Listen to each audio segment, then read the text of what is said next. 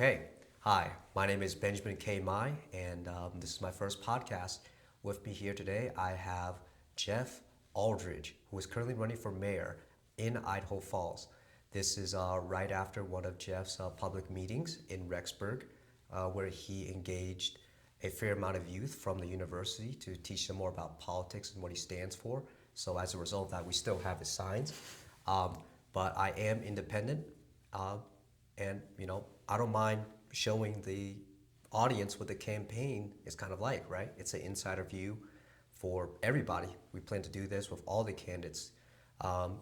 Lisa, Christian, we're going to cover them too eventually. But today, our special guest and our first guest of this podcast is Jeff. Yeah, Ben, thanks so much for having me. This is a wonderful opportunity. Mm-hmm. So Jeff, you are brand new to the political scene, right? Yeah. So you never held a councilman seat, right? You don't have any relationship with the school board. You're a complete outsider. So I feel like the viewers will really benefit from a little backstory, a little biography, why this started, right? Sure, you bet. Yeah, it's one of those ones. I come from the business world. I've developed my career, and I love my career. I come from the technology industry, so I've been with my company for 15 years. And I've had the privilege of just what I do within creative strategy. So I work with the executive teams, I work with subject matter experts, I work with internal and external agencies, and then I work with global partners around the world for a company that's 7,000 people. So I'm helping manage these really big, complex jobs, and I love it. Mm-hmm. But I've always been politically informed, and what really got me animated to even step into this arena was two things. One, we chose Idaho Falls as a place to live and have our kids grow up. We wanted what Idaho Falls offered, which was a family-friendly community and that's what we wanted. And what we started to see was two major things. One, as the city was growing and developing, it wasn't aligning with what the residents wanted. The fundamental nature of the community was changing. The culture was changing. And what we found out is that this wasn't organic or the free market. This was actually part of the comprehensive plan that the city put together. And so the finger was on the scale. And so this was a choice that the city made that was fundamentally changing the city that so many of us either moved to because we loved what it was, or they had the privilege of being born there and stayed for what it was. Mm-hmm. And the second thing was the disengagement between the current city leadership and the citizens. They started adding friction to the process, and that really started in COVID, and that really started to break down the trust and relationship. When people feel that if they have to jump through hoops to even engage at a city council meeting, any sort of friction that gets in the process, people start to self-select out. And we've seen less engagement and less influence by the community and the citizens. They don't feel like they're being heard. Even when they are heard, it doesn't feel like it makes an influence. And so those things of the city making decisions that don't align with the citizens, and the citizens not feeling heard, I felt like, well, I love to be able to help solve that, and that's why I stepped up, put my career on hold, so that I can help realign the priorities of the city to preserve it, to make sure that it continues to be a place that I want to live and have my family live in. Okay, so I feel like one of the things I have to ask is, this is kind of like a downgrade for you, you know what I mean? You're getting paid way less, you're working way more hours, you're being more stressed out, your kids are probably going to be hounded, right? Yes. And it's like, how are you and your family kind of dealing with that? Well, it is a sacrifice, but if this is what we value, and this is what we do value, then it's worth the sacrifice. And I don't have aspirations for higher office or anything like that. If the voters believe in what I'm able to do to contribute to realign the city back with them, I would only really ask for 2 terms and then allow other people to come in and continue to influence the city based on what the voters want. So this is not a career upgrade, and for me, this is like, well, no, I'm going to step down and really be a public servant. Right. I mean, that's what a mayor should be, is a public servant. Mm-hmm. And So yeah, it's quite a journey and an unexpected one. I had no intention of doing that. Yeah, because so my background is that I'm an American, right? I was born in Virginia, but my parents or grandparents are actually from China. So as a result of that, there'll be a lot of summers where I will kind of like visit Hong Kong, right? Wow. But the thing is, Hong Kong is such a massive city, Yeah. right? And the population density is so great Yeah. that the average person just sometimes can't get their voice in, right? And from what I've gathered, with the new, especially with the Imagine IF project, right? Sure. Is that there seems to be an influx of new building developments. Yes. It seems to be turning into almost like a Hong Kong-like city, right? Yeah, especially with the density, and that's part of it. So Imagine IF is the city's comprehensive plan. Now, every city needs to have a comprehensive plan. It's by law. And this one was approved by the city council in February of 2022. And since then, all the zoning that we've seen approved and all the developments that have been approved are results of what the comprehensive plan encourages. Okay. So developers are only working within the framework that the city allows them to work in. Right. And a huge portion of that is that higher density.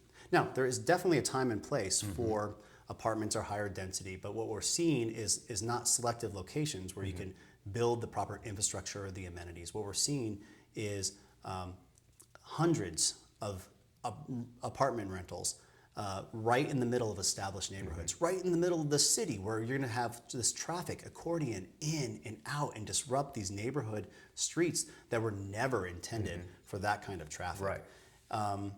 And then the other thing about it is like for a community like ours, it just doesn't fit the demographic. Right. Now the city would argue that, well, there's so many people who want to move to our area, which is true, and so we have a demand issue. So their response is supply. We're just going to have a bunch of supply, but it's not just about supply. It's about the right supply. Right. And what we're not seeing is affordable housing. Most of these apartment buildings are these luxury apartments that cost $2,000 a month for rent. And what I want is ways for people to be better invested in themselves and their communities. And a lot of that goes down to ownership.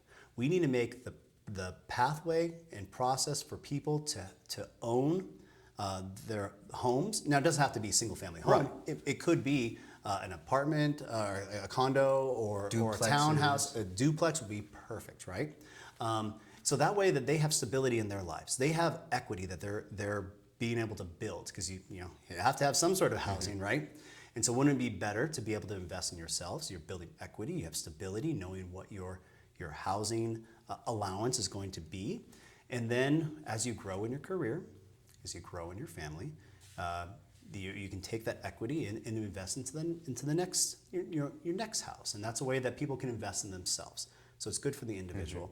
And then it's good for the community, because people are going to be, literally and figuratively more invested. They're going to be there long term. They're going to know who their neighbors are. They're going to be a part of the community. Right. They're going to care about what happens.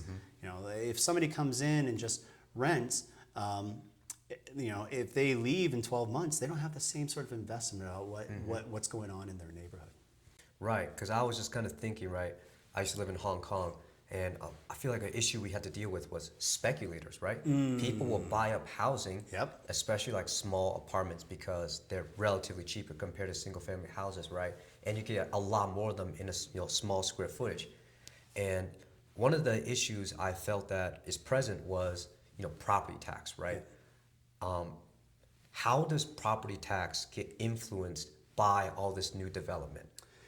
Yeah, well, a lot of that is the supply and demand. So a lot of people who have had homes in Idaho Falls have seen their assessed value of their homes double or triple. So they had a home that they said was worth $150,000 to $200,000, and now it's worth $450,000 to $600,000, and they're paying taxes, their property taxes, based on that assessment. So they didn't necessarily earn any money. This is they didn't earn extra income, but now they're taxed at that higher rate, and that is a challenge. That is a a problem, especially for people who are on fixed incomes, older people who Retired. exactly, and that is something that we're starting to see kind of level out, just because there was such a huge demand, and there was that time, that disrupted time during COVID that did cause a lot of migration, where people chose and voted with their feet of where they wanted to be. But we're starting to see that kind of calm down, and hopefully what that'll do is start to maintain property values. Yeah, so that is an issue and a concern that a lot of people are facing. So for me, right, I used to travel a lot. I would move around because I'm military, and then I was a Latter-day missionary, and then I had to go to Hong Kong for family, right? So one of the things I learned was that, you know, people have different cultures, right? Yeah. And, you know, Idaho Falls is a very specific culture, right? Yeah. And I feel like when I entered into Rexburg, right, there was an expectation for me to act a certain way for the local people because they were here first. So they, you know, they've invested more time, more effort, more money. So therefore, the newcomers should be able to at least, you know, respect the people who built up, you know, where they live to what it is now, right? And I guess one of the things I really want to ask is, like, with all these new people coming to Idaho Falls, right, from all over, right, how is Idaho Falls being changed politically, economically? How is it happening? What you want to make sure is that you're not trying to change somebody, right? But if somebody wants to be a part of a community, I would hope they would want to be a part of it because of what it is, not what it could be. Right. So we do have options, and that's a wonderful freedom. So if you want a certain type of lifestyle, there are plenty of places you can go that are better suited for that. Right. In our particular instance with Idaho Falls, it's a very family-centered community. It's where people, maybe they grew up there and they went away for school and they came back because that's where they wanted to raise their kids. Because when I was living in, like, Richmond, Virginia, right, you tell me, you know, there's little kids riding on bicycles to the sidewalks. I'll be like, how? There's drug dealers everywhere. Yeah, right? yeah. Then I come to, you know, places like Rexburg, like Idaho Falls, where, you know, it's because it's so family oriented and the streets are clean, right? Yeah. There's nobody to bother kids. I'm just like, okay, I'm starting to get it now. Yeah. And, you know, one of the things I wonder is if we bring all these foreign influences, like, let's say the policies of California to, you know, Idaho Falls, right? Sure. Will some of the social impacts come from it as well? Yeah, that could happen. There was an interesting talk that the Secretary of State had of Idaho, where they looked at the demographics of people who were moving from out of state. And they looked at the three biggest states that people were moving out of into Idaho were California, Oregon, and Washington. And of those, the demographics, because they could see what their voter registration was. And of those three states, it was a higher percentage of conservatives who were moving into Idaho than even the number of per capita conservatives in Idaho State.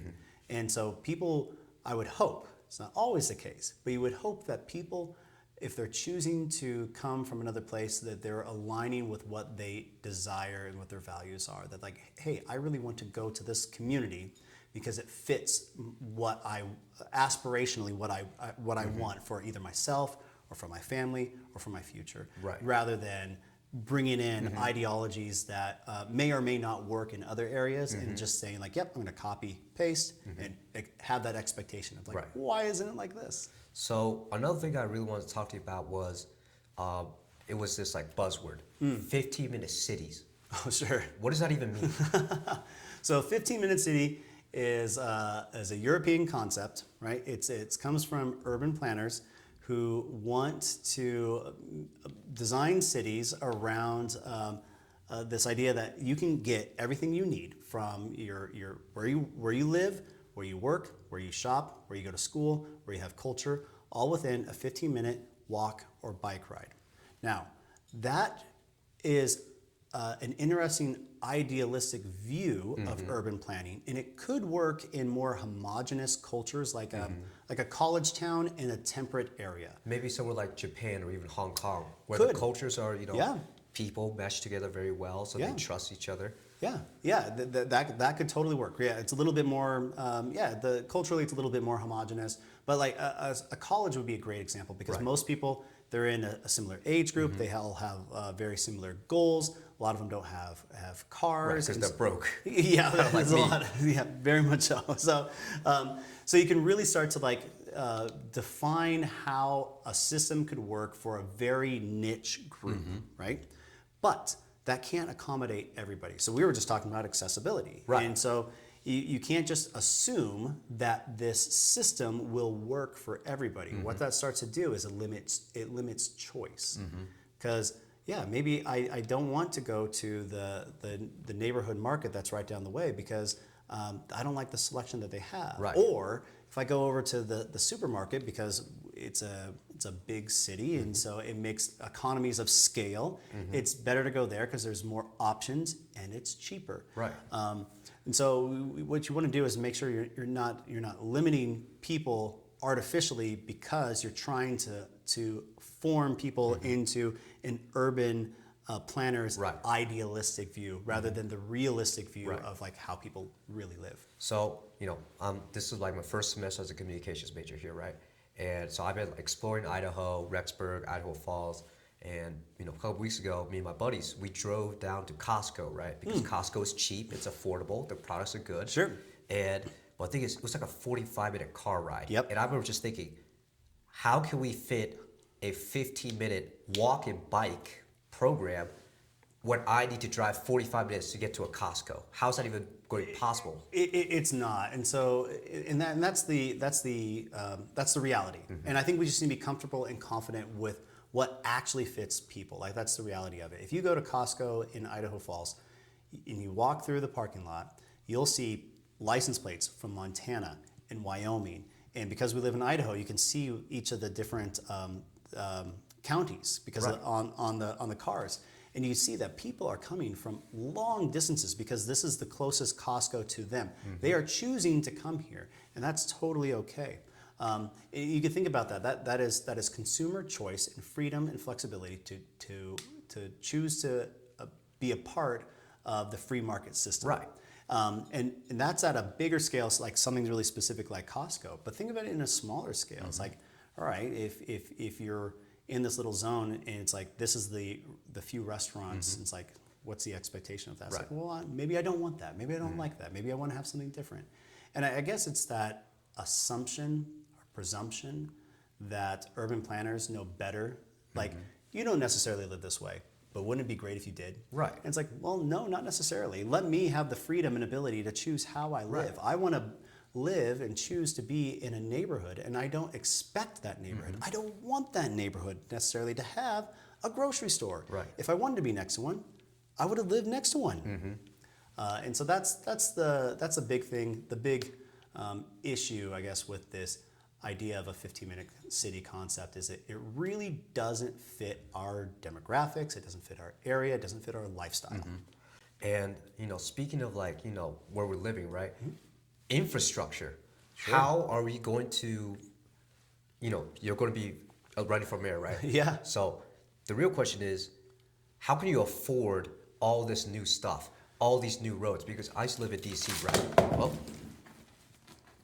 we're going to edit this out, okay? Let's, you know what? Let's just set it down. Let's set it down. Okay, let's get right back to it.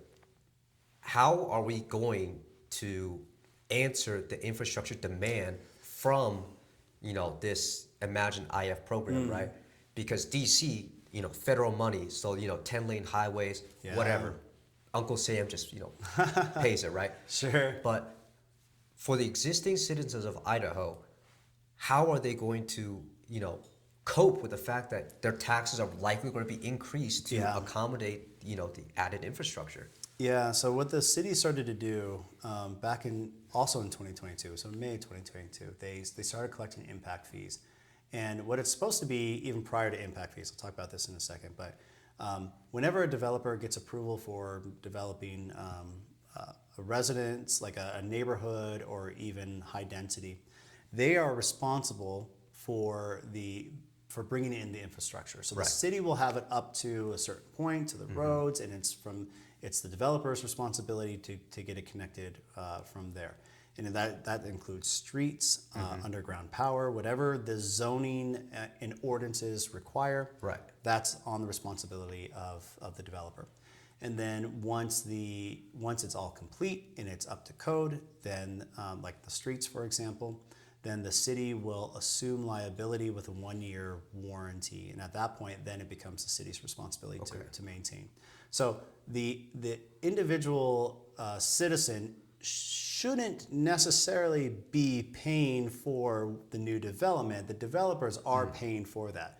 Now, what the citizens do pay for is the impact of whatever that development brings in. So extra traffic and then just the city services that are needed. Right. So that's why they have impact fees. And so impact fees are kind of split into a few different things. So you have fire, police, public works, parks and rec.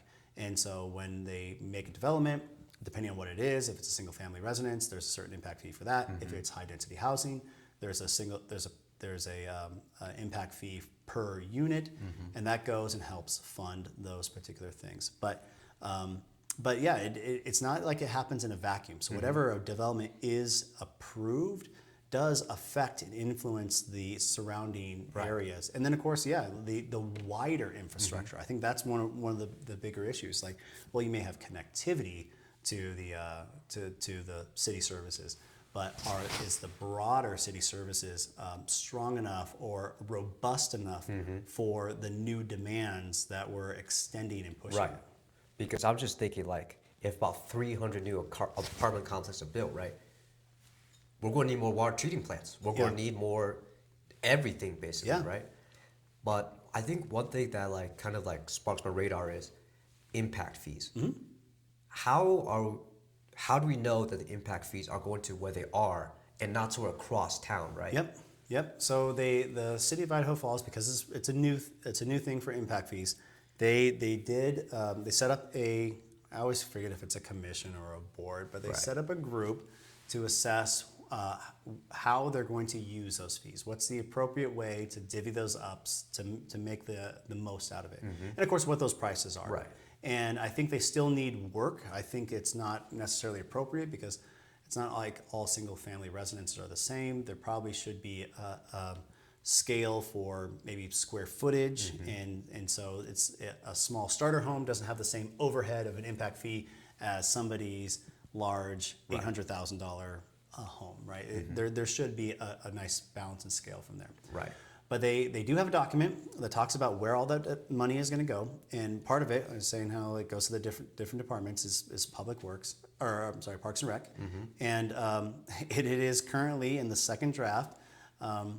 They are collecting funds from impact fees, and they're using those for developments that aren't necessarily close to where the impact is happening. So they might be building a huge development on one side of town, but they're taking that money for Parks and Rec that's earmarked, and they're investing it on a whole other side of town for like a developed park over in Sandy Downs. And it's like, wow, that doesn't make sense, because if you're going to charge the developers, that then gets pushed down onto the end users who are buying or renting or whatever it is. Like somebody's going to end up paying for the impact fees. Let me say this one better again. Let's do this one over. So you asked, are these impact fees going to the right way, right? Okay, hold on. So since we're like free time right now, it's currently about, what time is it? 8:45. 8:45? Okay, how much longer do you think you can do this? Another 15 minutes, 9 Yeah, o'clock, sure. and let's finish. Yeah, that's fine. All right, and, okay. So with impact fees, it's interesting. They are earmarked for certain things. So like you would imagine that the fees that are collected from impact fees should go closest to where the impact happens. That's not always the case. In fact, that it's published in the city's documents that they've earmarked money that's coming in for Parks and Rec that's going to other projects in other parts of the city. So it's going into Sandy Downs, and I love Sandy Downs. It's a great park, and it would be wonderful to develop that out. But why should the money from a mega apartment complex on the other side of town, why should that money be moved to another place where the impact is not felt? Right. It really should be addressed of where you're actually feeling it. So if we say that we value parks Parks and Rec, right? We want to have green spaces for people to be a part of.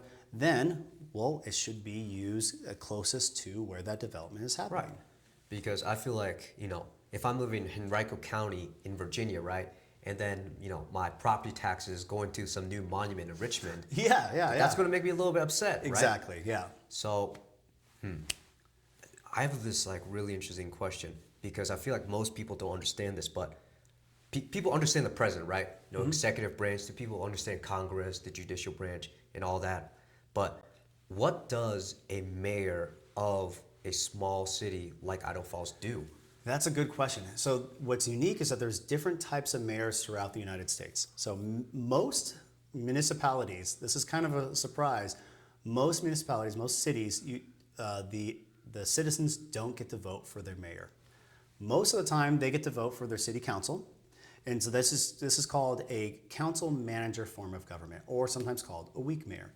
And what that is that the citizens will vote for their city council, and sometimes it's done where the city council then either appoints somebody within the city council to be the ceremonial mayor, and so they act as the mayor. But they hire a city manager, and the city manager is the one who actually manages all the departments and operations of the city. And Idaho Falls and a lot of communities in this area, it's only 38% of the country has this form of government. It's called a strong mayor form of government, or a mayor council form of government. And that's where the people directly vote for the mayor, and who is a separate person from the city council. And the mayor is essentially that city manager for however many departments make up the city. So every different city is going to be a little bit different. In the case of Idaho Falls, we have 11 departments that report to the mayor. Right.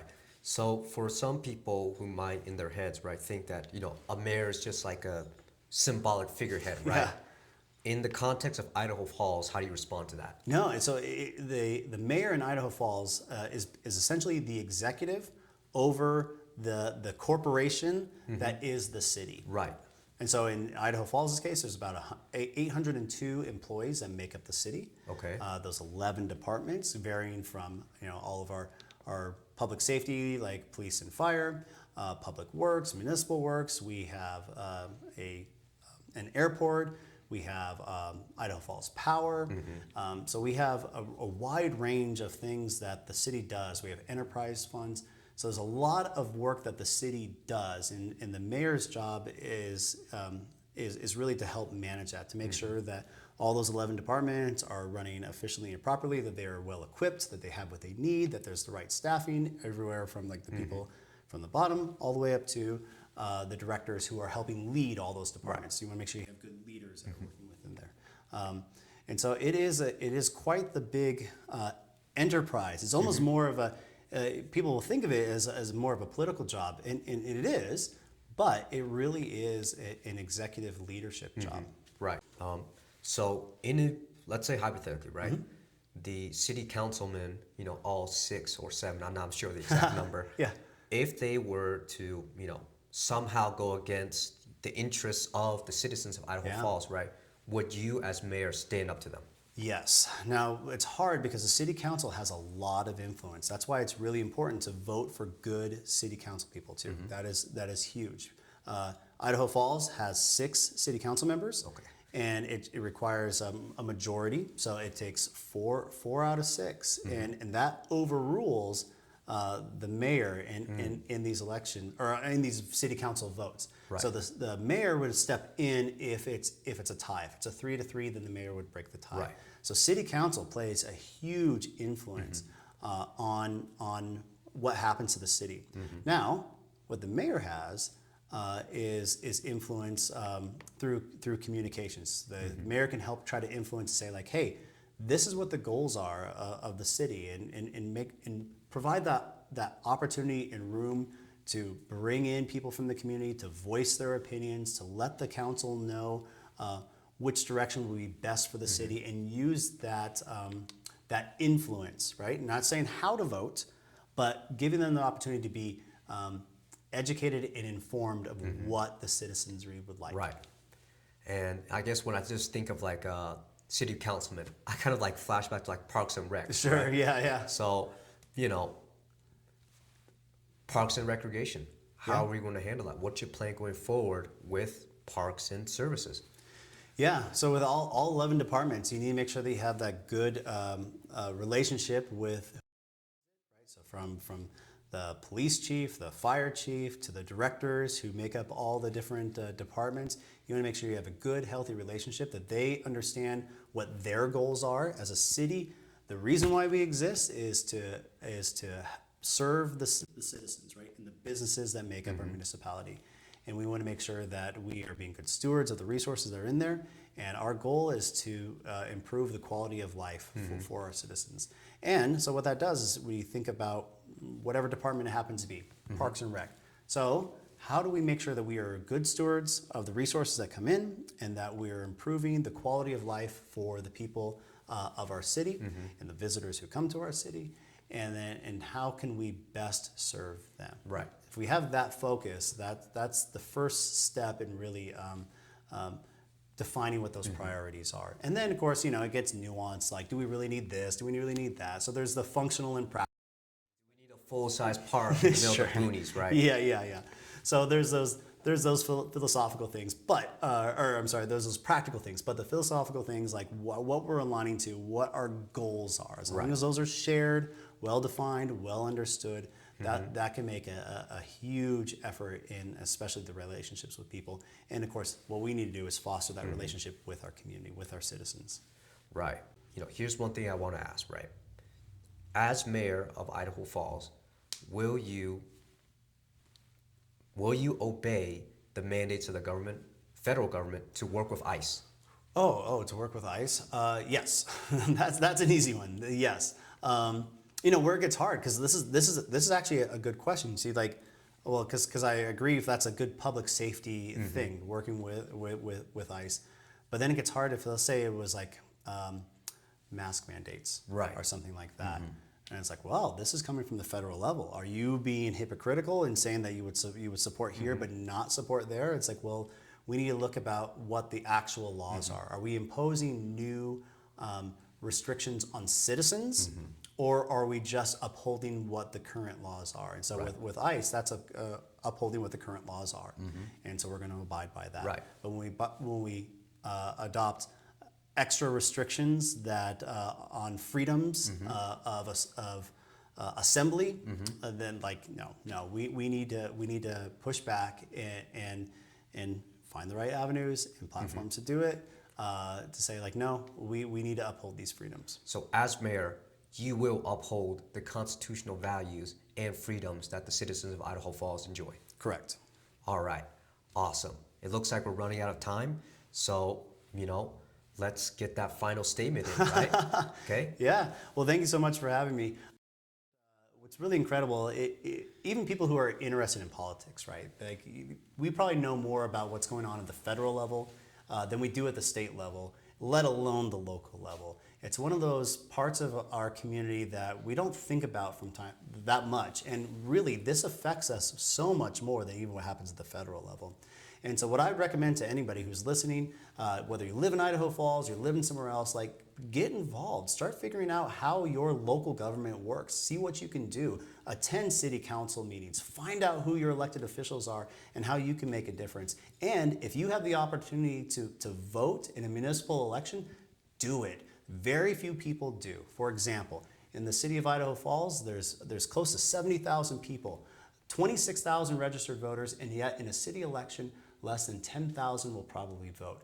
And you only need a majority of that. So think about that. You have a small fraction, maybe 5,000 people get to determine what happens to a city of 70,000. So wherever you live, I encourage you, get involved, find out who the candidates are, find out what the policies are, and make your voice known. And if you're thinking about it, maybe you should look into running for something.